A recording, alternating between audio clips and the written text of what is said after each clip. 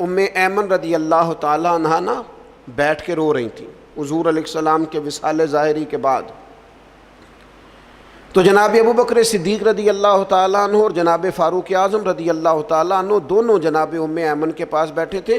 حضور علیہ السلام نے فرمایا یہ میری ماں ہے جناب ایمن, رضائی والدہ ہیں حضور کی, بڑی خدمت کی انہوں نے, وہ رو رہی ہیں.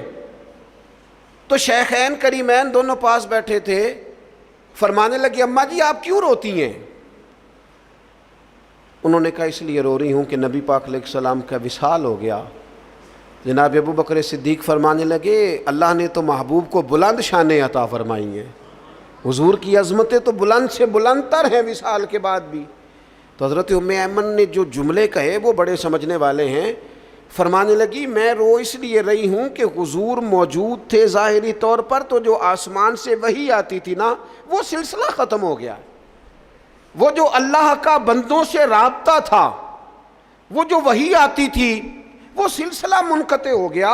تو اللہ تعالیٰ اپنے بندوں کی ہدایت کا بندوبست کرتا ہے. جناب ابراہیم فرما رہے ہیں, قرآن مجید اس کا تذکرہ کر رہا ہے. ہمیں وہ ہدایت لینی چاہیے جو کتاب و سنت سے ہمیں ملتی ہے, وہ رہنما اصول لینے چاہیے جو ہمیں کتاب و سنت سے میسر آتے ہیں. ہمارے ہاں برادری کے رسم و رواج, قبائلی رسم و رواج, علاقائی ضروریات, اور پھر یہ کہ میں اب چونکہ فیشن بدل گیا, اب چونکہ حالات بدل گئے, اس تناظر میں ہم اپنی زندگی کو ترتیب دیتے ہیں. نتیجہ جو نکلتا ہے کہ زمانہ گزر گیا ہے, ہمارے حالات بہتر ہونے کو آ ہی نہیں رہے. تو حضرت ابراہیم فرماتے ہیں رب نے مجھے پیدا کیا اور میرا رب مجھے ہدایت بھی عطا فرماتا ہے.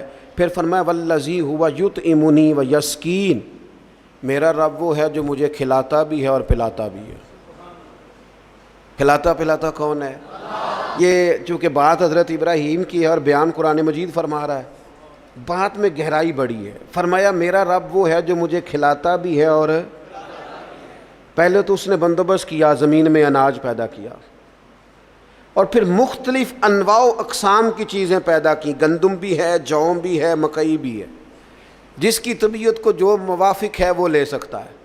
ہر قسم کی چیزیں پیدا کی. اور جناب ابراہیم کہتے ہیں یہ میرا رب ہی کھلاتا پلاتا ہے. یہ ساری چیزیں پیدا کرنے کے بعد پھر بھی اگر سے دے تبھی بندہ کھا سکتا ہے. خدا نہ خواستہ منہ میں زخم ہو جائے تو بندہ کھا سکتا ہے؟ پکی ہوئی ہے چیز, آ گئی ہے آپ کے سامنے پڑی ہے, نہیں کھا سکتے. کھائیں گے کب؟ جب رب کھلائے گا.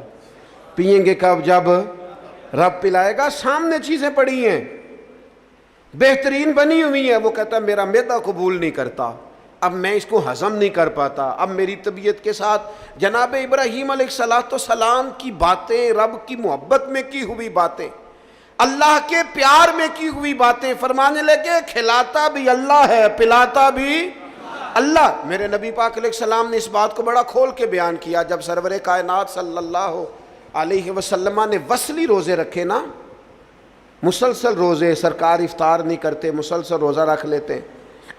تو بعض صحابہ نے بھی رکھے تو ان کی طبیعت میں نکاہت آ گئی, علیل ہو گئے.